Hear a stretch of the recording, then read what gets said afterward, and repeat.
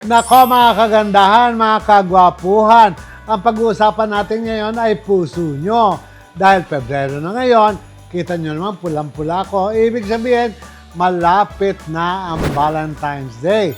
At pag-uusapan natin ang inyong mga iniirog, mga minamahal, at ang inyong pag-ibig. Mag-share na kayo, mag-like at mag-subscribe dahil dito sa episode na to, magugulantang na lamang kayo sa ating pag-uusapan. Bansang Pilipinas at mga kaganda. Sa inyo pong lahat ng aking mga milyong taga-subaybay. Mother's Point of View.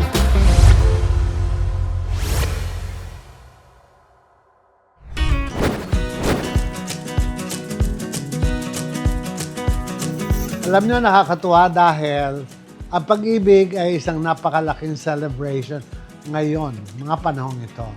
Noong unang panahon, very pure. Talagang mararamdaman mo yung marubdob at punong-puno ng pag-ibig. Ngayon, ang Valentine's Day is, I find it purely commercialism. Selling of items, selling of this, selling of flowers, lahat-lahat, at kung ano-ano pa. But then again, I think the most beautiful feeling in this world is to fall in love. Para maging masaya tayo, gumanda ang buhay natin araw-araw, we should always be in the state of love. But then again, huwag natin kalilimutan na may kasabihan na pag kayo ay masaya, dadating oras kayo malulungkot. Pag dadating araw na kayo kilalang-kilala, dadating araw, wala nang kikilala sa inyo. Ganito yata ho talaga ang tahak ng mundo. It's just so happened that I'm in the beauty business for a long time. I have dealt with a lot of women, men, old and young women who fall in love. And when people fall in love, and they fall out of love, the first thing they do is they go to the beauty parlor. Magpapagupit sila ng buhok, paigsian nila, iiba yung style nila. That is what they call revenge. Kumbaga, yung mga ayaw nung boyfriend nila, gusto ng boyfriend nila, mahabang buhok, walang kulay, yun naman ang gagawin nila to have a change in their life. Nakakatuwa dahil we talk to them, little that we know na marami pala kami nabibigay ng mga advices sa aming mga kliyente pagdating sa pag-ibig. Dito ako siguro nasusukat yung kasabihan na bakit daw ang mga bading, ang dami nagiging boyfriend, palipat-lipat, pabago-bago. Siguro ito yung way na for you to learn something, for you to pick up something. So when you come to a point that you'll be talking to someone who is in despair at bagsak ang puso, you will have something to say.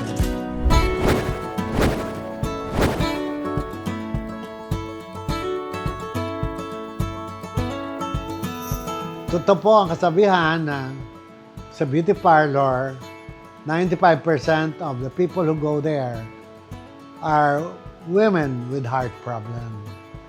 Yun naman mga ibang tao na wala silang Valentine's, baka naman hindi pa dumadating or hindi nyo hinahanap. Alam niyo po, ang mga bagay-bagay sa mundo, kahit sa pag-ibig, kailangan mo siyang hanapin. You have to tell the world. You have to tell the universe na gusto ko ng boyfriend na ganito, gusto ko matangkad, gusto ko mabait, gusto ko may hanap buhay. Laging ini-equate mo yung gusto mo sa tao. Then the universe will hear you and the universe will give you.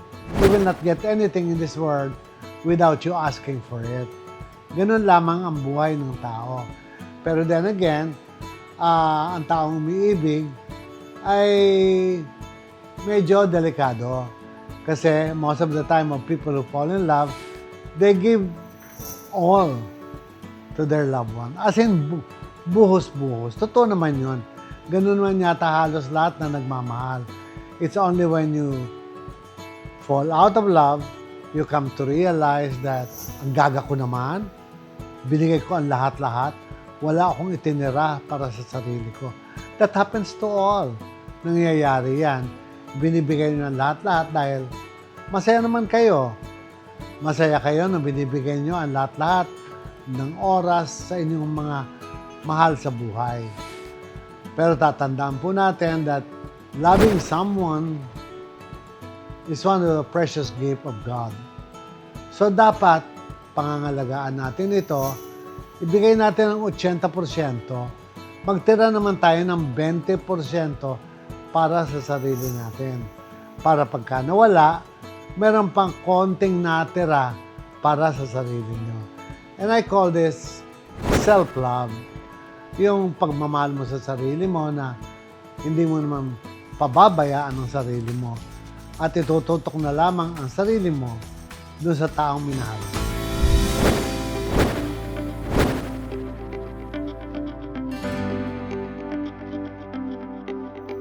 Napakarami ng paraan para ang babae iparating niya sa lalaki na gusto niya yung lalaki.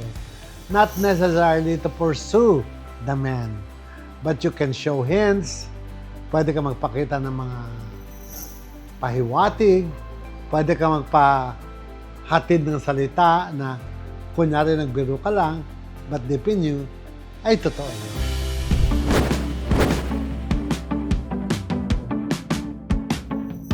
Yung mga kaibigan natin na nasa stadlak sa isang relasyon na wala na silang choice, meron din naman silang Valentine. It's probably because siguro pre-Valentine or post-Valentine. But nevertheless, syempre magtatampo ka, magagalit ka, bakit hindi ikaw nasa February 14, bakit February 12, February 11 ka. Pero the moment that you're together, malinaw na yun, tapos na yung problema yun. Magtatampo ka, bakit hindi ka February 14, bakit 15, 16 sa'yo, nagagalit ka, aawayin mo. But at the end of the day, when you are together, the two of you, limot na rin yun. Ang pag-ibig ay lubhang makapangyarihan na nahugasan niya lahat ng kasalanan ng tao, kinakalimutan niya lahat ng mga unforgiving circumstances ng tao dahil mahal mo yung tao.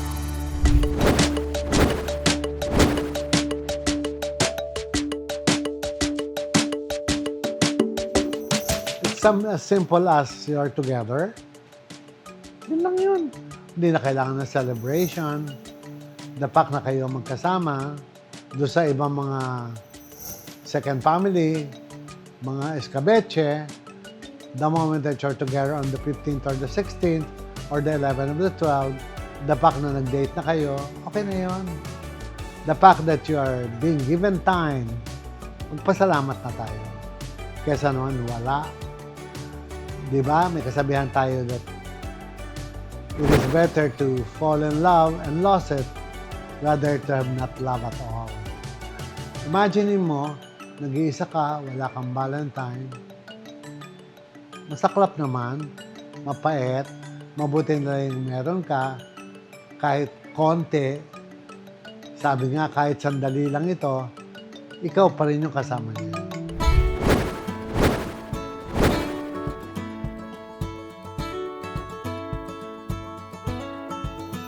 Bakit nga ba? Nakakaloka, diba? Because the simple gesture of love is making love. Yun yung sinasabi ko that dapat tingnan natin ang napakaraming bagay na pwede kayong maging masaya, not necessarily just making love. The fact na magkasama kayo, nagbibiyahe kayo together, namamasyal kayo together, is so much of a gesture of love. Madali para sa lalaki na may pamilya, naiiwanan niya ang pamilya niya, makasama ka. So, I think those gestures have to be given credit also. Hindi naman kasalanan nyo that you fall in love. Kung kayo ay you fell in love with the wrong guy, pero mahal nyo, ano pa magagawa natin? Nandiyan na yan, di ba? May kasabihan nga, yung mga matatandang nagmamahal ng mga batang lalaki, yung mga matatandang nag-i-in love sa mga batang babae, nagpapakagasta sila Okay lang yun. Sabi nga natin, I always tell a lot of people that there's only a simple saying for that. Enjoy it while it lasts. Hanggat nandyan, enjoyin mo.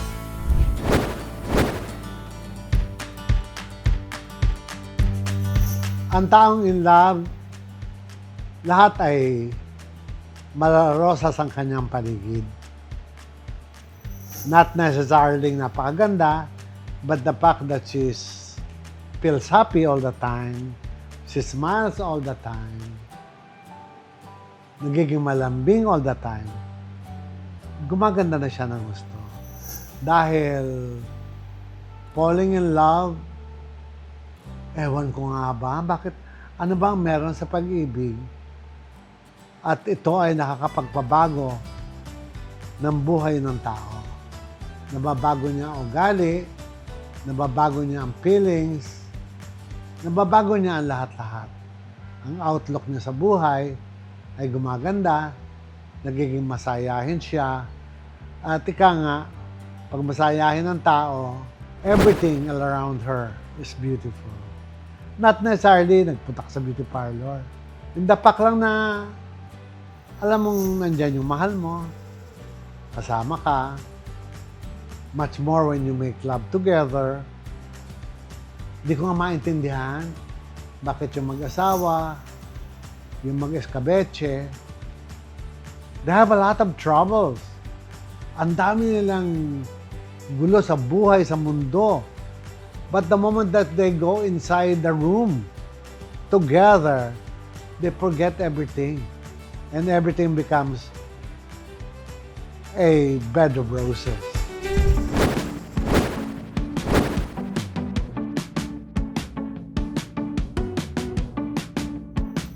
Sa lahat ng mga nagmamahal, minamahal, at magmamahal pa, it is okay to fall in love. Mag-iwan kayo ng konti para sa sarili nyo. Yung pagmamahal, pwede nyo ipakita ang 90%, but in reality is, si 10% lang ang binigay mo. That's okay. Kasi when you fall out of love, at sabihin mo, at least may tinira pa ako sa sarili ko. Hindi ko binigay ang lahat-lahat. So, ang pagsisisi ay hindi ganun kasakit at ang pagsisisi ay napakadaling makarecover pag binigyan nyo ng importansya ang sarili nyo. It is as simple as giving time to yourself, pag-shopping mo yung sarili mo, maggala ka kasama mga amigas, lamierda lang, and make yourself available to whosoever is coming. But then again, precaution, mag-iwan ng konti para sa sarili. Huwag todo-todo.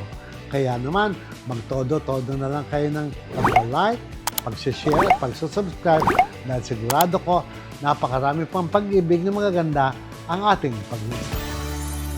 Ito po ang franchising booklet ng Hair Clinic. Nakalagay dito yung aking experience for a long time and what we have to offer. And Ricky Reyes here is already a hair doctor dahil gagamutin nga natin lahat ng sakit ng inyong buhok. At ito ang mga services that will turn your investment into profit. Ito ang tinatawag na Straight Express. Meron din tayong tatawagin na service na AIA Reborn. At kasama na din dyan ang waxing. At ang pinakauli ay ito. Itong item na to, ang tawag namin dito ay Carboxy Scalp Treatment. Kami lamang po ang gumagawa pa to sa buong Pilipinas at sa buong Asia. Lahat itong mga merchandising na to ay ibibigay po namin sa inyo.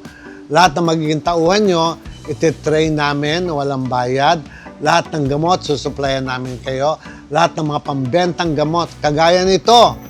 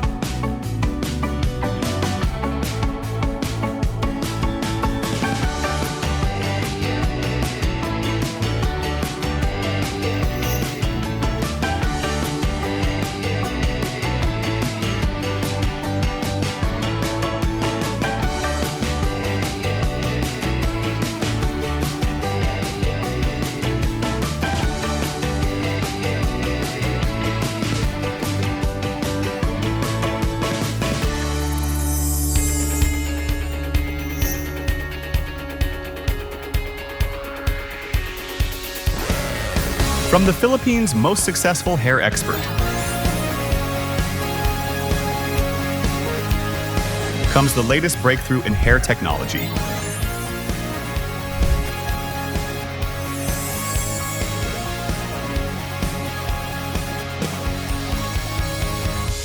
Ricky Reyes Hair Clinic, now open for franchising.